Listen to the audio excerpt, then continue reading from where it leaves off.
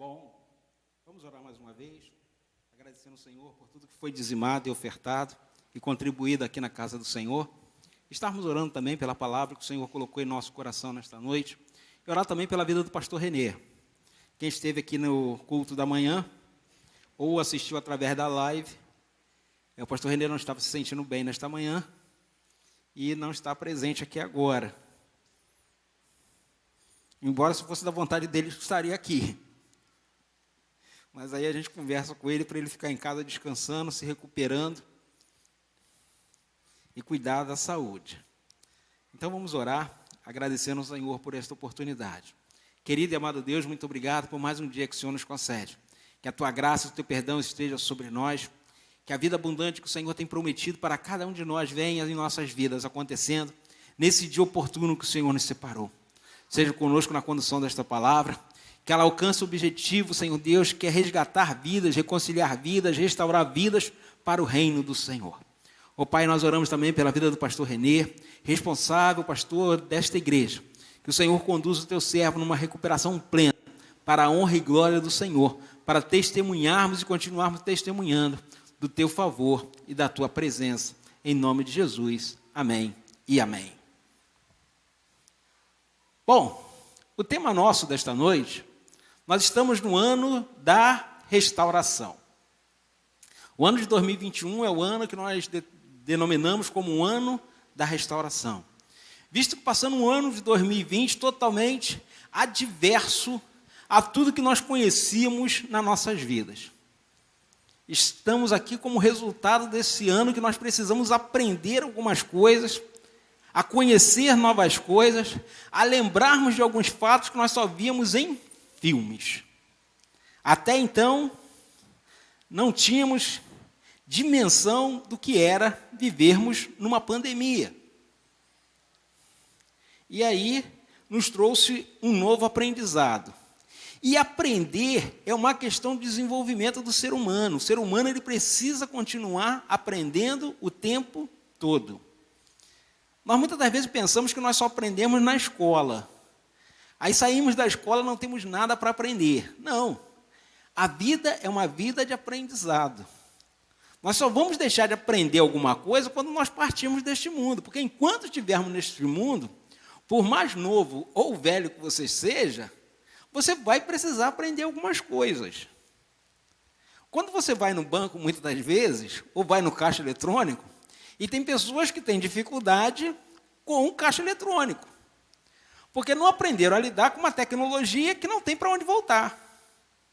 Não tem como retroceder na questão do desenvolvimento dos caixas eletrônicos, que cada dia vão se sofisticando. Então, hoje em dia, você não precisa necessariamente levar o seu cartão para tirar dinheiro. Você, pela digital, você coloca o dedo lá, o caixa identifica que você é o titular daquela conta e você consegue tirar dinheiro e movimentar a sua conta mesmo sem o cartão. Há 20 anos atrás, isso era impensável. Você precisava necessariamente ter o cartão para se identificar como a dono daquela conta.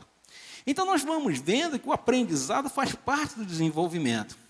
E o nosso tema nesta noite é exatamente isso. O que precisamos aprender neste ano da restauração? O que nós precisamos entender e aprender? Essa mensagem está baseada no texto de Romanos 5. Mas, para nós não perdermos o hábito, vamos ler ali o que está escrito lá no Salmo 126, 1. Salmo 126, 1. Stephanie, por favor, bota na RA para mim, por favor.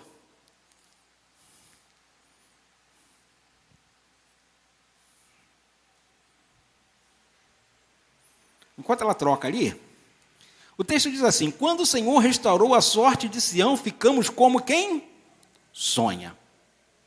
Está lá agora. Quando o Senhor restaurou a sorte de Sião, ficamos como quem sonha. E aí o importante é sempre lembrarmos que sorte aqui não é simplesmente jogar dados. Não é você fazer uma aposta. Não é disso que o salmista está falando. A sorte que ele está falando não é essa. Ele está falando da bondade do Senhor nos alcançar e transformar, restaurar as nossas vidas. Então é essa sorte que ele está falando. E não é uma sorte parcial, é uma sorte total. Quando o Senhor transforma algo, Ele transforma por inteiro, e não parcelas. Mas isso é um processo, que nós vamos aprendendo e vivendo a cada dia. A cada dia vamos aprendendo e sendo transformados. No verso 5, que é o verso que nós temos ali atrás no banner, ele diz: os que semeiam com lágrima, com júbilo, ceifarão. O ceifar aqui é colher, é a colheita. Ou seja, aquele que semeia também vai colher. Esse é um princípio de semeadura.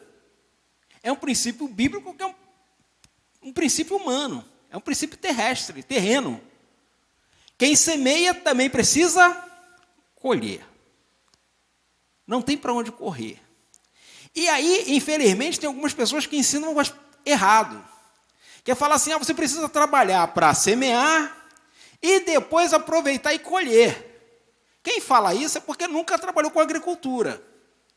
Tanto semear quanto colher é tempo de trabalho. Não muda. Você trabalha quando semeia e você trabalha quando colhe. Todos os dois dá trabalho. Então tem gente que acha que quando vai colher, vai ceifar, é hora de descansar. Não é isso não, gente. Quem falou isso, quem fala isso, é porque não entende de agricultura. Tanto semear quanto colher dá trabalho. É preciso entender que a vida cristã, ela é uma vida de trabalho. Porque Jesus falou assim, o meu pai trabalha até hoje. Ele nunca parou de trabalhar. Pastor, mas a Bíblia diz que Deus criou o mundo em 6 dias, e no 7º dia Ele descansou. Você precisa ver o texto e entender o texto. Deus colocou um princípio para o ser humano, porque Deus é espírito. Isaías diz que não sabe, não viste que o Deus do céu não se cansa nem se fadiga. Então Deus colocou um princípio para nós. Nós precisamos trabalhar sim, mas precisamos de descanso.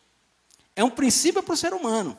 Porque tem gente que só quer trabalhar, aí depois infarta, passa mal, não sei o quê, não sei porquê. O princípio bíblico está desde o começo. Você precisa trabalhar? Sim, mas você precisa também descansar. Uma vez conversando com o irmão, ele falou, rapaz, trabalhei 30 anos na minha vida, nunca tirei férias. Resultado, infartou, quase morreu. Olha o custo. Olha o custo do trabalho incansável. Tem um resultado. A saúde vai cobrar, porque o corpo requer descanso. Então, quando nós semeamos no reino de Deus, há um tempo de colheita. Mas o trabalho não para, nós continuamos agindo e funcionando no reino de Deus. Porque a vida eclesiástica, a vida cristã, ela não para nunca. Quando nós pensamos que paramos, alguma coisa está dando errado, alguma coisa está fora de contexto. Então, o crente, ele sempre vai ser crente em qualquer lugar. A gente não é crente aqui na igreja, chega na empresa, deixa de ser crente. A gente não é crente aqui na igreja, chega na faculdade, deixa de ser crente. Não, a gente é crente na igreja, é crente na faculdade, é crente no trabalho. Aonde você vai, você é um instrumento de Deus. Você é sal da terra e luz do mundo. Não tem para onde correr. Então, nós fomos chamados para ser abençoadores. Então, quando você semeia, o que você tem semeado? Alegria, paz, bondade, graça. Você vai colher esses frutos também. Obviamente, existe um processo de maturação naquilo que você planta. Se você quer árvores melhores, árvores boas, árvores que produzam bons frutos, o tempo de processo para produzir vai ser maior. As madeiras nobres, elas gastam mais ou menos 100 a 120 anos para chegar à sua idade adulta. Então, você investe em semear, mas você vai colher? Não. Quem vai colher? Seus netos. Seus filhos, olhe lá. Mas é um investimento. A longo prazo. Tem prazos que são menores. Mas a questão é, o ano da restauração é um ano de investir. Investir no quê? Em todas as áreas da sua vida. Profissional, econômica, financeira. eclesiástica, em todas as áreas você precisa investir, porque vai ter um tempo de você colher esse investimento. Tudo que você investe precisa dar um retorno. Então, esse é o princípio do ano da restauração. Vá semeando, para que no tempo oportuno, o Senhor, que é quem dá a colheita, nos dê a colheita no ano favorável do Senhor. Amém? Então, eu queria que você abrisse sua Bíblia, livro de Romanos, capítulo 5. Para quem acompanha o aplicativo, esse texto aí, esse comentário, está no aplicativo no dia de quarta-feira, foi o dia que ele estava lá, de leitura, dia 6, se eu não me engano, agora.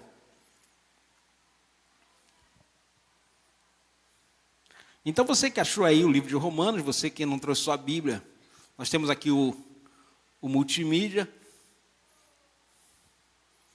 E aí nós vamos ler, dentro desse capítulo aqui,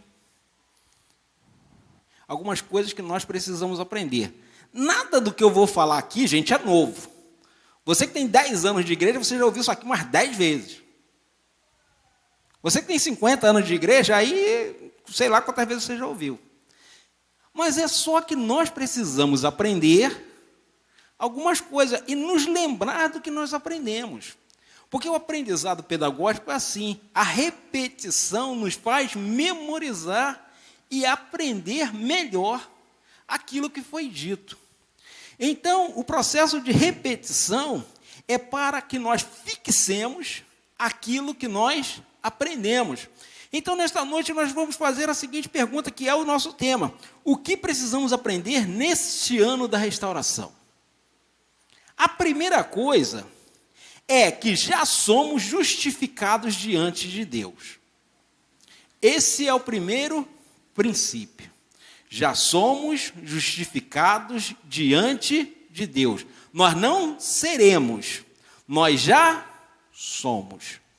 Por que já somos? Porque quando Cristo morreu na cruz, derramou seu sangue e ressuscitou ao terceiro dia, Ele nos justificou na presença de Deus. Ele assumiu a nossa culpa. Ele tomou o nosso lugar. Aquilo que nos acusava, aquilo que nos prendia a este mundo de pecado, o Senhor já tirou de nós. Ele já nos substituiu no lugar de condenação. Não há condenação para aqueles que estão em Cristo Jesus. Então, vamos ler lá o versículo 1. Justificados, pois, mediante ao quê? A fé. Não é obrigação, não é a obra, não, é a fé. Temos paz com quem temos paz? Porque somos bons? Porque somos bonitinhos?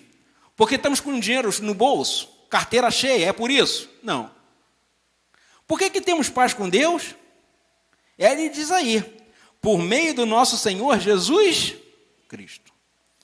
Então, nós somos justificados diante de Deus, não é pela nossa condição de ser humano. Não é porque nós temos mais ou menos recursos. Não é porque temos uma vida boa ou uma vida mais ou menos. Não é nada disso. Nós somos justificados diante de Deus por meio de Cristo Jesus, nosso Senhor. Não tem outro princípio. Não tem outro jeito, não tem outro modo, não tem outra pessoa que nos faça sermos aceitos diante de Deus que não seja através de Jesus Cristo, nosso Senhor. Então, eu queria que você virasse para a pessoa que está aí do seu lado, você que está em casa nos acompanhando, se tiver alguém perto de você, vira para essa pessoa e diz para ela aí, ó, nós já somos justificados diante... Você pode dar um aplauso ao Senhor? Nós já somos justificados. Então, fomos feitos justos diante do Senhor por meio de Jesus Cristo. Pelo sangue derramado na cruz, Ele nos justificou.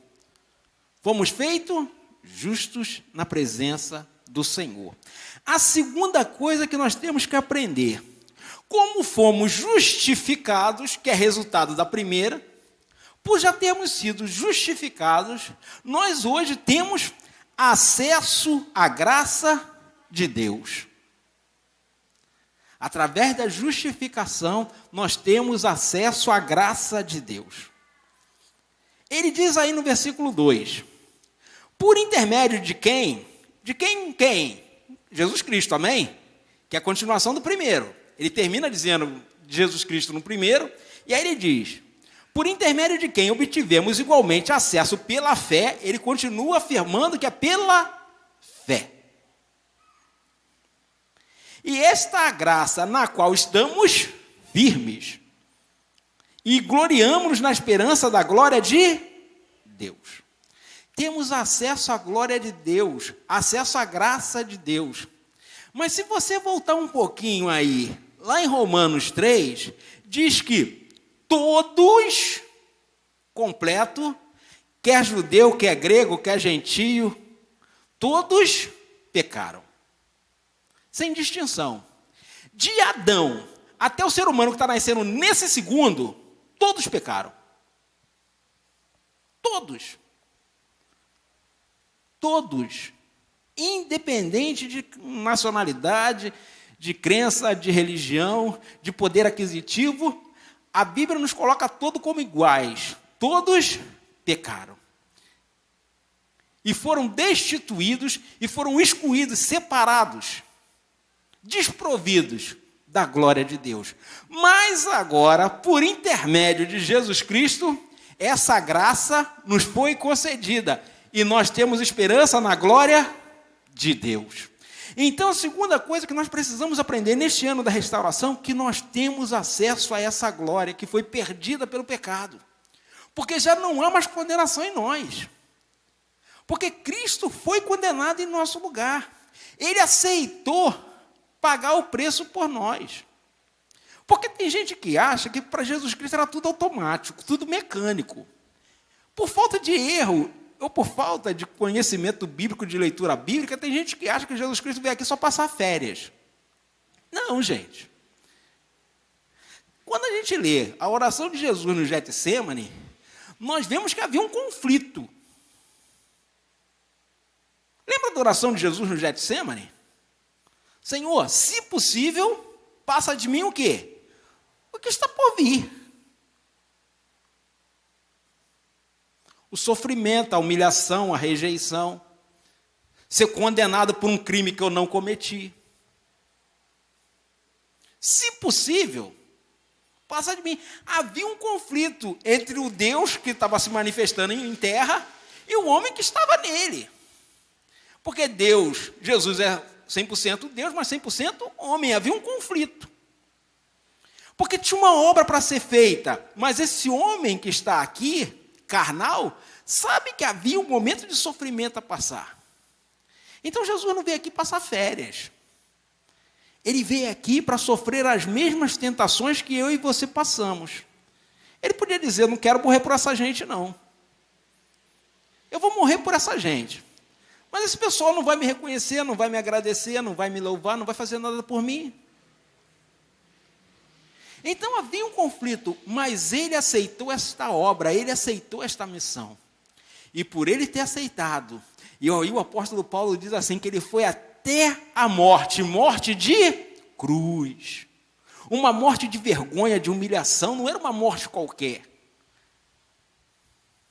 Para que eu e você tivéssemos acesso novamente à vida eterna, pudéssemos ser restituídos da glória de Deus, pudéssemos ser reconciliados com Deus. Foi por isso que Cristo aceitou a missão de ir até o final, para que eu e você tivéssemos acesso à presença eterna do Pai conosco novamente, que foi perdido por Adão lá no Éden. Então, na cruz, Cristo veio resgatar e nos restituir essa presença de Deus em nossos corações, que é afirmada no dia de Pentecostes, quando o Espírito Santo de Deus não está mais conosco, não. O Espírito Santo de Deus está em nós, dentro.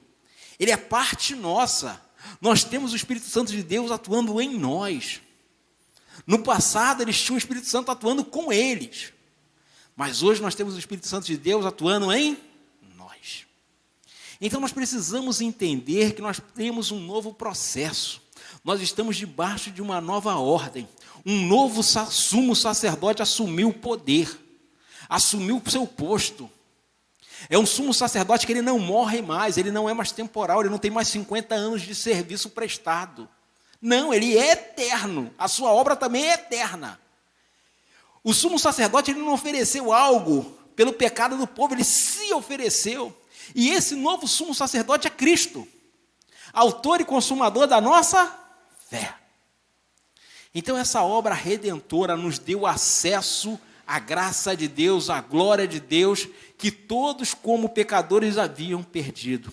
Fomos reconciliados com o Pai e temos direito a essa herança. Não porque somos bons ou temos alguma coisa a oferecer, ou temos como pagar com os nossos recursos materiais, mas porque Cristo nos concedeu esse favor, e nós não temos como agradecer. Então, querido, quando nós ouvimos isso, é muito bom nós ouvirmos isso, e saber que temos um Deus que nos escolheu e que nos separou.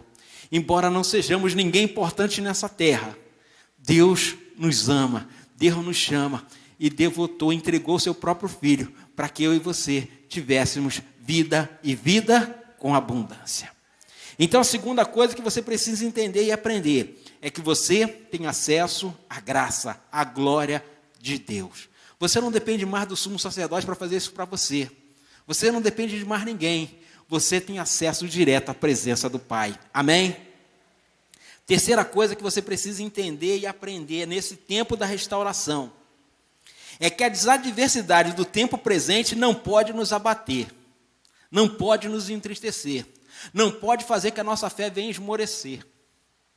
As nossas adversidades desse tempo, pandemia, enfermidade, tudo isso não pode nos abater.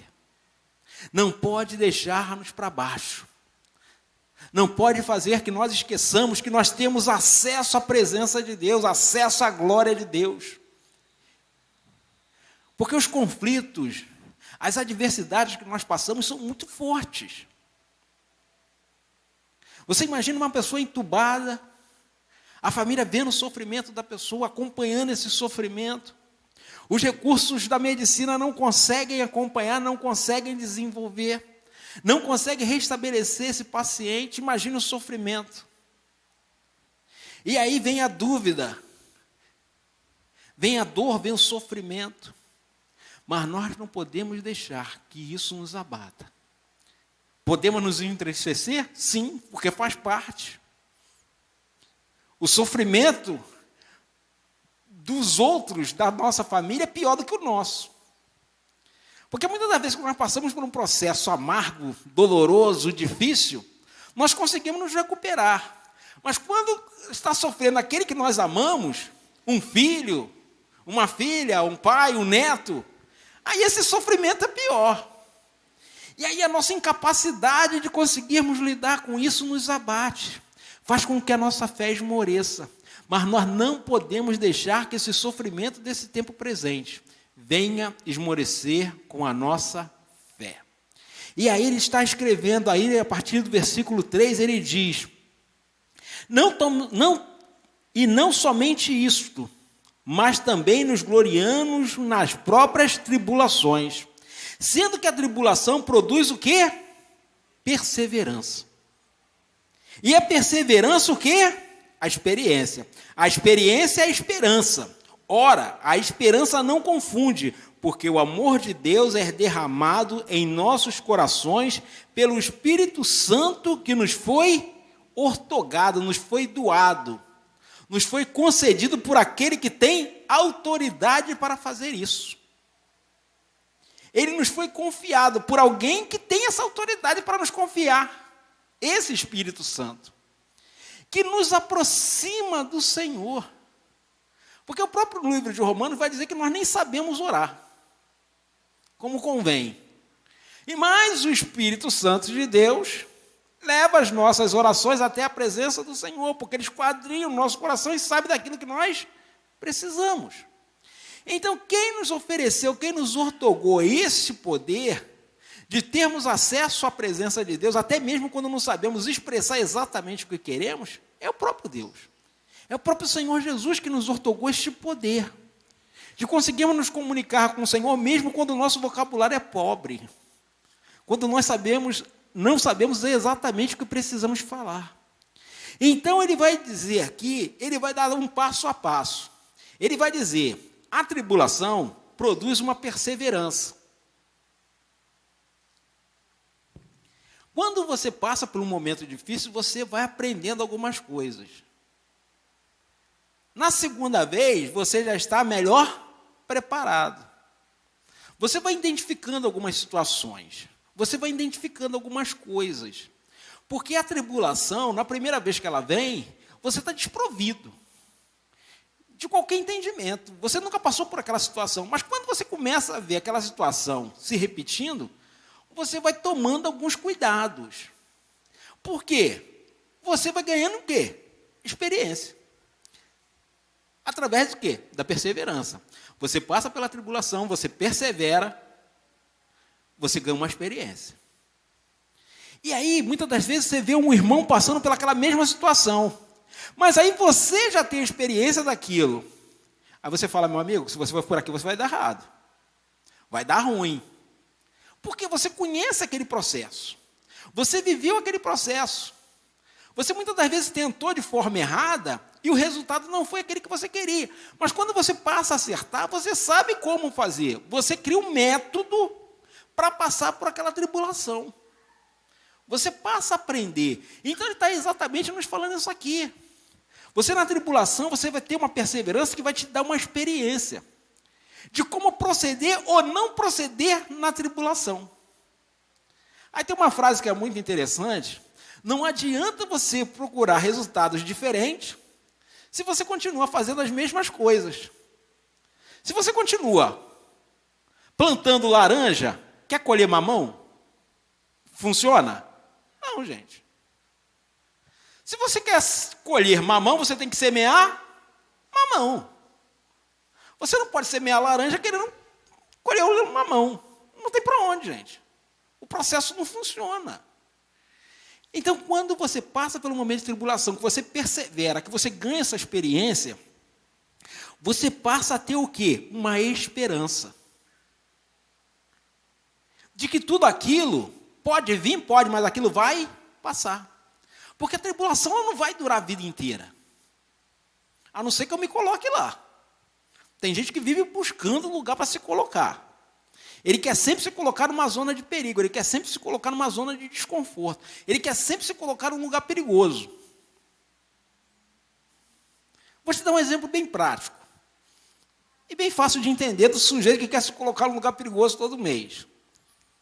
Ele ganha, agora vai ser 1.100. O salário mínimo, mês, R$100. Beleza? Mas ele quer gastar quanto? 2.000. Todo mês. Essa conta fecha? Se ele passar um ano nessa tribulação, vamos descrever assim, de gastar quase que o dobro do que ele ganha, no final do ano, como ele vai estar? Quebrado.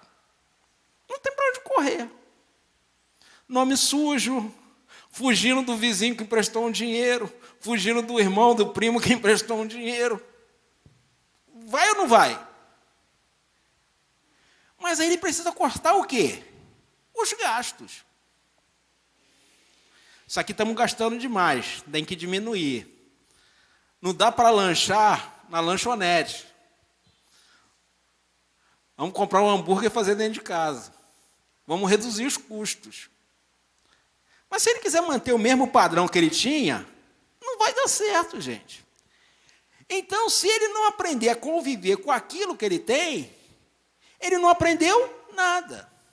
Então, ele precisa aprender, ele precisa passar. No momento da tribulação, vou ter que cortar custos. Vamos sair menos, vamos comprar menos. O bife não dá para ser de contrafilé, vai ser de patim. Mas, gente, você tem que cortar? Vai ser assim para sempre? Não. Mas durante um tempo você precisa se resguardar. Por quê? Porque isso é um aprendizado. Isso não vai durar para sempre. Mas é um momento que você precisa se colocar naquele lugar. Então, quando você aprende, isso te traz uma perseverança e te traz uma experiência. E aí você tem a esperança que esse tempo vai passar. Não vai durar para sempre. Então, desde o princípio, o apóstolo Paulo está dando o quê? Um ensinamento pedagógico. Isso vai gerar isso, que vai gerar isso. A conclusão é que você vai ter uma esperança que não vai se confundir. Mas não vai se confundir porque você aprendeu o processo. Não. Aí ele termina dizendo, porque essa experiência não se confunde é porque você aprendeu o processo. Não. É porque o amor de Deus é derramado em nossos corações. É isso que nos dá esperança. Não só porque eu aprendi o processo. A duras penas. Não é só por isso. Mas é porque o amor de Deus é derramado em nossos corações. Ortogado por alguém que tem essa autoridade para nos convencer e nos dar este poder. Então, quando nós temos entendimento que as adversidades desse tempo não vão nos paralisar, não vão trocar nossa ideia de que o Senhor está no controle de todas as coisas, você aprendeu aquilo que o Senhor quer. Porque o apóstolo Paulo, quando ele diz assim, eu posso todas as coisas naquele que me... Todo mundo conhece esse versículo. Você chega em vários lugares, tem isso escrito lá, não é isso? Mas qual é a base, o fundamento desse texto? Paulo estava só em vitória, ganhando todas, vencendo todas, salário bom, conta alta. Era isso? Não. Isso estava escrito lá, em Filipenses 4,13. Vê o versículo 12. Estou preparado para viver em qualquer situação. Sei ter em abundância, mas também sei viver na escassez. Sei viver com fartura, mas sei viver com pouco. Em qualquer dessas situações, eu posso todas as coisas, porque Ele me fortalece. Então o princípio é, estou com muito, o Senhor me fortalece. Estou com pouco, o Senhor me fortalece. Estou empregado, o Senhor me fortalece. Estou desempregado, o Senhor me fortalece.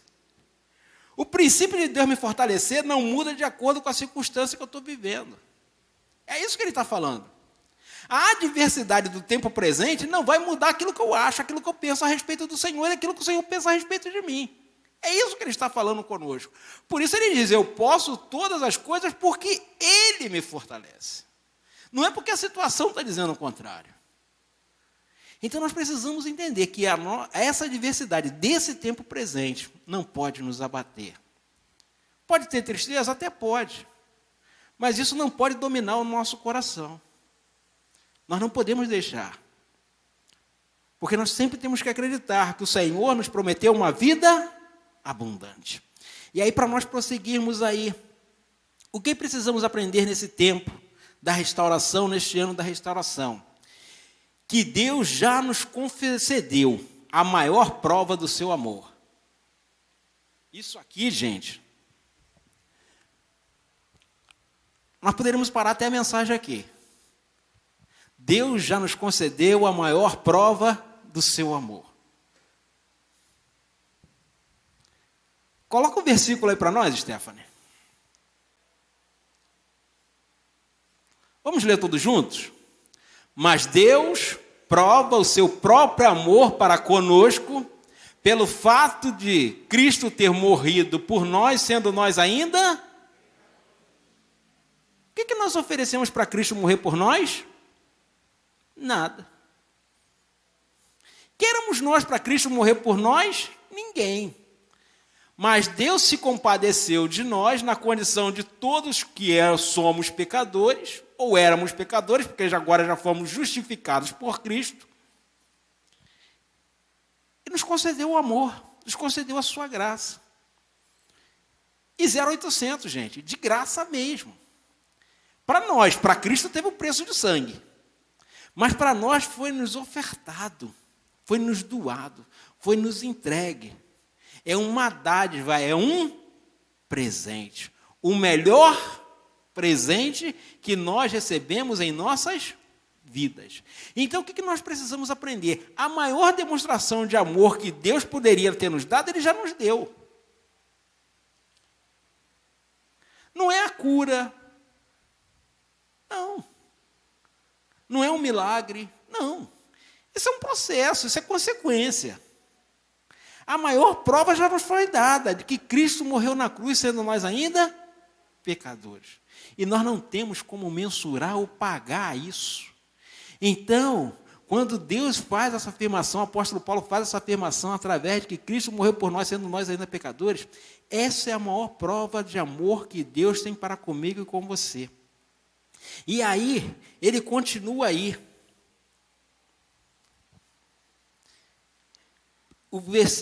A parte 5 diz assim: pelo sangue de Jesus, Deus nos libertou da garra do inferno. Você já foi resgatado da morte e do inferno. Esse é o ponto 5. O que você precisa aprender? Nós não temos mais legalidades na mão do diabo. Nós já fomos resgatados da mão dele. Não devemos mais nada a ele. A conta está paga. A conta está zerada. Mas Satanás, ele é um credor sem vergonha, mau caráter e picareta. Ele continua te cobrando a dívida que já foi paga. Sabia disso? Já recebeu aquela ligação no cartão que você pagou, eles te ligam perguntando? Já recebeu uma conta que você já tinha pagado, eles te cobram de novo, mandam uma mensagem? É assim. Só que Satanás não bota lá. Se você já pagou, ele se desconsidere, não. Ele não bota isso, não. Ele continua te cobrando. Mas a dívida já está paga. Cristo já pagou lá na cruz. Mas se você quiser continuar pagando a ele, ele continua recebendo. E ele não vai te devolver, não. Mas a dívida já está paga. Só que tem um montão de gente que acha que tem que continuar pagando. Sabe por que o cara continua no alcoolismo? É porque ele acha que tem que continuar pagando essa dívida para Satanás. Nós já fomos libertos do poder da morte e do inferno. Está tudo no passado. Quando os profetas escreveram, quando os apóstolos escreveram, eles colocam sempre na condição do passado. Não vai fazer. Jesus não vai fazer a obra para nos libertar, ele já fez. Então nós não podemos viver no pecado porque essa dívida já foi paga, isso não nos pertence mais. Nós precisamos nos libertar e nos termos a condição de entendermos que Deus já nos concedeu essa prova de amor, que Deus já nos confiou. Então nós já fomos libertados da garra do inferno. Nós não precisamos passar mais por esse processo. Então, olha só o que ele fala aí, no versículo 9. Aí ele diz que Cristo morreu na cruz, sendo nós ainda pecadores. Aí o versículo 9 diz assim: logo mais agora que Cristo já morreu por nós, sendo nós ainda pecadores, sendo justificados pelo seu sangue, que está lá no versículo 1, seremos por ele salvos da ira de quem? De Deus, que era ser lançados no inferno, para sempre longe da presença dele. Nós já somos livres disso. Já somos libertos disso. Não há condenação para nós já estamos livres, nós já somos libertos disso tudo. Então nós só precisamos tomar posse disso e vivermos pela vida que o Senhor nos confiou. Nós não podemos olhar para trás. Então nós precisamos entender que Satanás não tem autoridade sobre nossas vidas. Mas, como eu falei, ele continua jogando a seta. Ele continua jogando os dados inflamados. Eu gosto muito da armadura de Deus, quando Paulo escreve, que ele fala assim, ele apresenta um soldado e todas as características dele. Aí ele fala assim, o escudo da fé. Para que era o escudo da fé? É para defender das espadas? É para defender de uma lança? É para defender de um martelo? Não. Tudo isso são armas muito grandes. Uma lança você vê de longe. Uma espada você vê de longe. Mas o escudo da fé é para nos defender de quê? Dos dardos inflamados do maligno. Os dardos têm 20 centímetros. E são muito rápidos que você nem vê. O que te derruba na fé, querido, não são coisas grandes. O que te derruba na fé são coisas pequenas. que você nem vê que te derrubou. Quando você vai ver, já está no chão. É por isso que nós precisamos ter o escudo da fé, para nos defender de coisas que parecem pequenas, insignificantes. Porque se fosse uma coisa grande, opa, não, tem uma espada ali, não vou nem chegar perto. Mas coisas pequenas nos confundem. Quem está com problema de enxergar igual eu, babou. Então nós precisamos entender que as armadilhas de Satanás, e o apóstolo Paulo fala lá, ó, a armadura é para nos defender o quê? Das astutas ciladas do diabo. Não é nem para nos defender na batalha, não, gente. É que a gente confunde o texto. Eu vou botar a armadura de Deus e vou para a batalha. O texto não está falando isso, não. É para nos defender das astutas ciladas do diabo. Que é na sorrateira, na surdina que ele age. Ele não age de confronto direto, ele age na surdina, para nos derrubar. Porque é um princípio bíblico, gente, é que de demônio não se foge da aparência do mal não. Você não foge do mal. Resistir ao mal, submeta-se a Deus, resista ao mal e ele fugirá de vós. Esse é um princípio bíblico. Se submeta a Deus, resista ao mal, resista ao diabo e ele vai fugir de vocês. Agora, a aparência do mal, aí a gente foge. Porque é a aparência do mal que nos derruba. Não é o mal, é a aparência dela. Parece que é legal. O cara falou que dá um jeito nesse negócio aqui, dá um jeito nesse processo aqui, que eu não vou precisar pagar essa dívida, não. Parece legal, mas não é legal. O despachante falou que dá um jeito nesse carro aqui, não é legal. É isso que derruba o sujeito, que nos coloca na mão de Satanás. Então nós precisamos ter esse cuidado. E aí ele diz que nós já somos libertos das garras do inferno. Então logo agora que nós já somos justificados, somos salvos também da ira de Deus, de passarmos a eternidade longe dele. Então você precisa aprender isso, eu preciso aprender isso e viver por isso. Vivermos definitivamente desta forma, aliançados com Deus, debaixo do poder do sangue de Cristo. E aí, para nós avançarmos, o que precisamos aprender no ano da restauração? Que já fomos reconciliados com Deus. Fomos justificados, fomos aceitos, fomos agraciados e somos reconciliados com Deus. Está no passado. Isso já aconteceu pelo sangue de Cristo. Aí ele diz assim, porque se nós, quando inimigos, fomos reconciliados com Deus mediante a morte do seu Filho, muito mais, estando já reconciliados, seremos salvos pela sua vida. Então ele está colocando na condição de passado. Cristo já fez a obra. Já fomos reconciliados, já fomos justificados, já temos uma nova vida e precisamos viver de acordo com esta verdade, que não é uma verdade minha, não é uma verdade da Igreja de Nova Vida, é uma verdade bíblica, que nós já somos reconciliados com Deus e não temos como pagar isso, porque isso é o amor de Deus derramado em nossos corações. Então, querido, viva isso, aprenda isso, entenda isso, não aceite acusação contra a sua vida. Viva uma vida plena que Deus confiou a você. Viva por inteiro na presença do Senhor, não deixe que as tribulações, que as adversidades, que os problemas presentes te afastem da presença de Deus. Porque tudo acontece porque Deus tem permitido. Tudo tem um processo de aprendizado. O que eu aprendo com a situação difícil que eu passo? O que eu tiro de proveito disso? O que eu aprendi quando passei por aquele momento?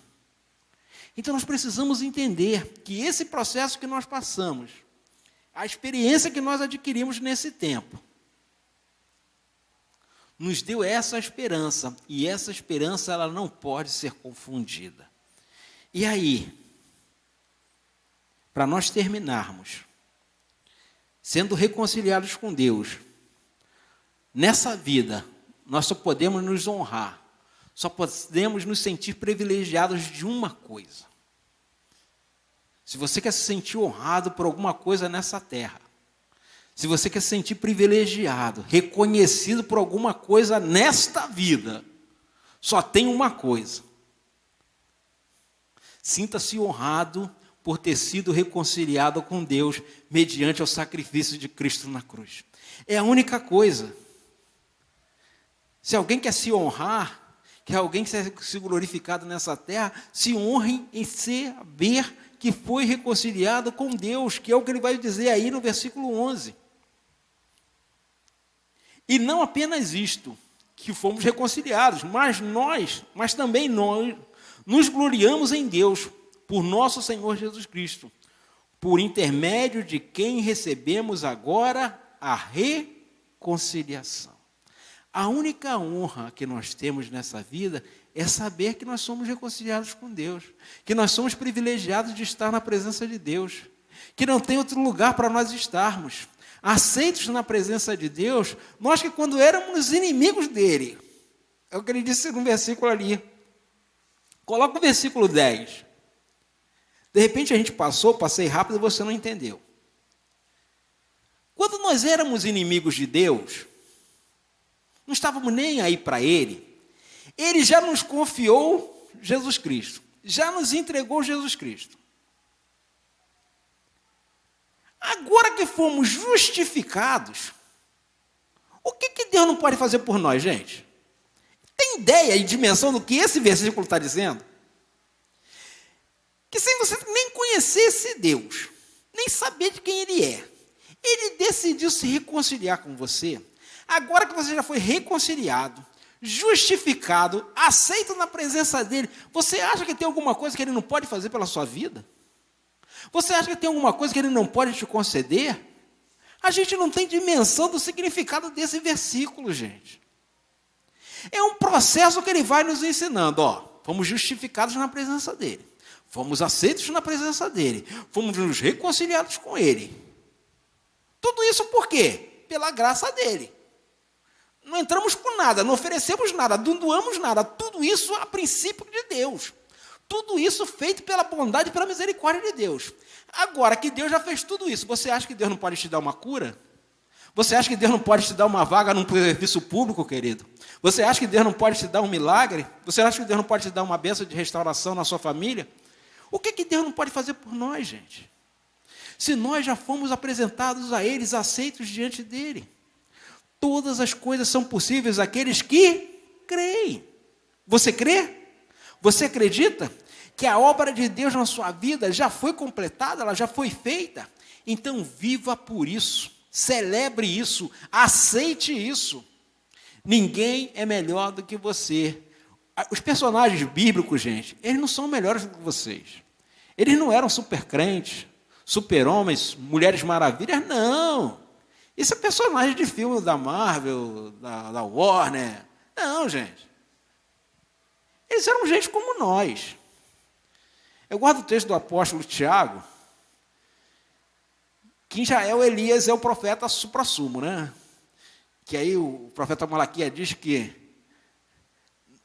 antes do grande e terrível dia do Senhor, Elias vai voltar e tudo. Aí Tiago diz assim, gente, Elias orou, durante 3 anos e meio não choveu sobre a terra. Mas é um homem, segundo as mesmas paixões que nós, igual a gente, não tem nada de especial. Imagina um cara que ora e fica 3 anos e meio sem chover, gente. Não vai chover até que eu ore de novo. E o rei louco ainda queria matar o cara.